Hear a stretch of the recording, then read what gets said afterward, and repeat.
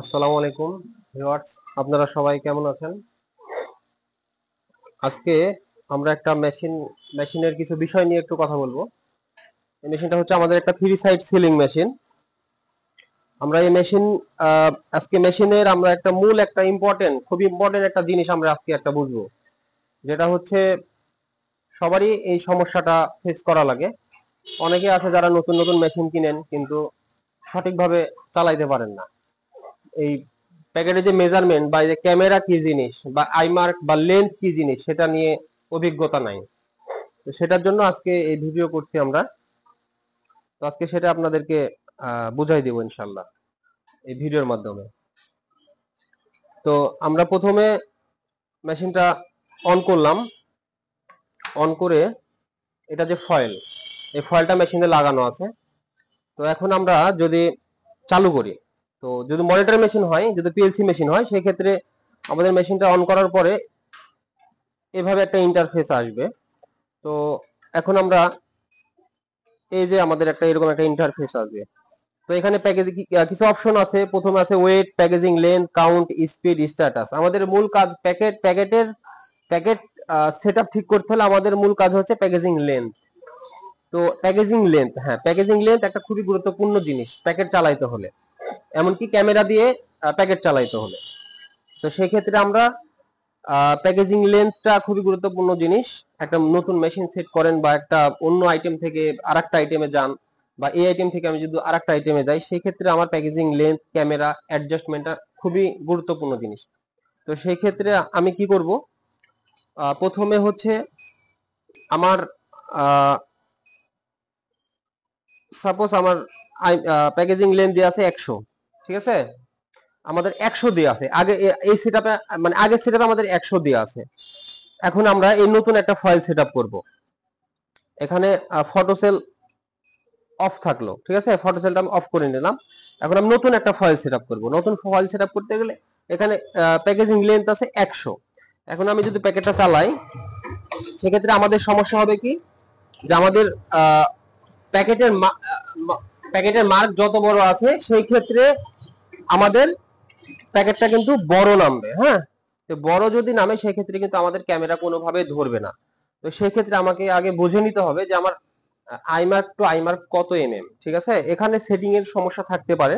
তো সমস্যা দেখা যায় কোনোটাতে স্পিড অল্প দিলেই বেশি ফয়েল নামে, বড় ফয়েল নামে, আবার কোনোটাতে সমান সমান 80 দিলে 80 নামে, 100 দিলে 100 এমএম নামে। এটা সেটআপের মধ্যে ঠিক করতে হয়। তো যাই হোক, আমি সংক্ষেপে একটু আপনাদেরকে বুঝাই দিই। এখানে 100 দেওয়া আছে আমাদের। আমি যদি এখন এই ফয়েলটা মাপি, তাহলে সেক্ষেত্রে আমাদের ফয়েলটার লেন্থ দেখাচ্ছে হচ্ছে 90 এমএম, ঠিক আছে? তাহলে সেই ক্ষেত্রে আমাদেরকে এখানে এট ফার্স্ট আমাদেরকে এখানে প্যাকেজিং লেন্থ সেট করতে হবে 90 এমএম।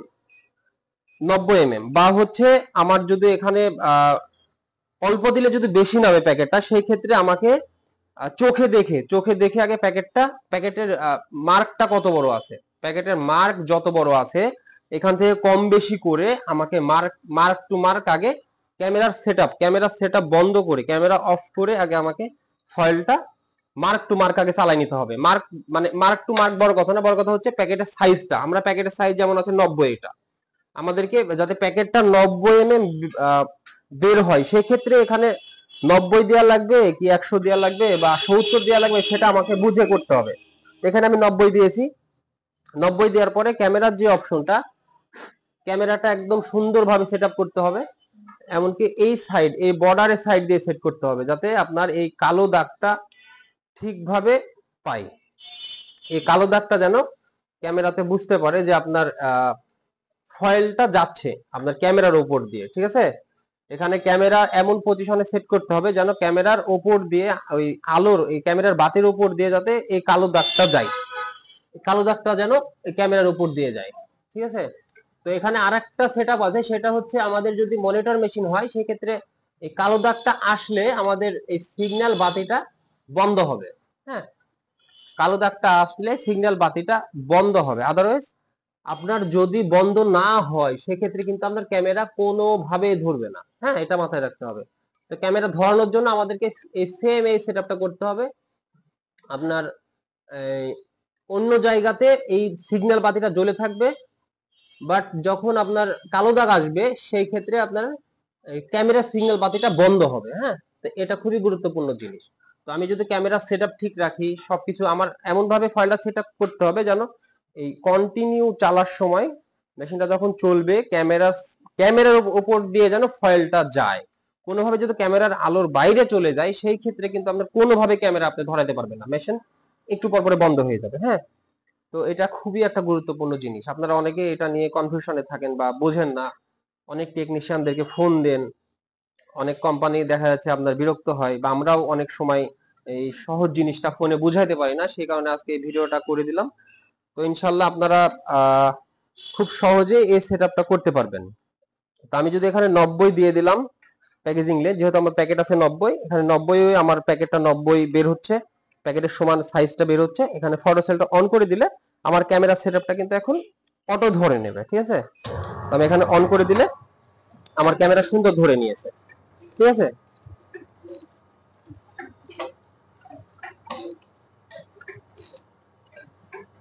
এখানে সম্ভবত আমাকে আরেকটু আরেকটু কমাইতে হবে প্যাকেজিং লেন্থ। আমি 85 করবো প্যাকেজিং লেন্থ।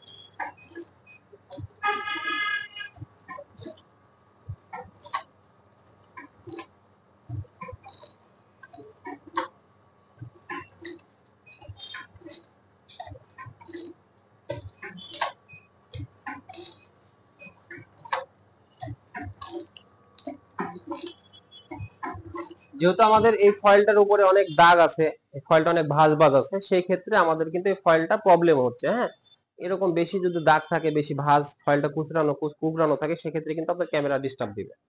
এটা মাথায় রাখতে হবে। আর আরেকটা বিষয়, মেজর বিষয় হচ্ছে যে ক্যামেরার উপর কোনো প্রকার ময়লা থাকা যাবে না।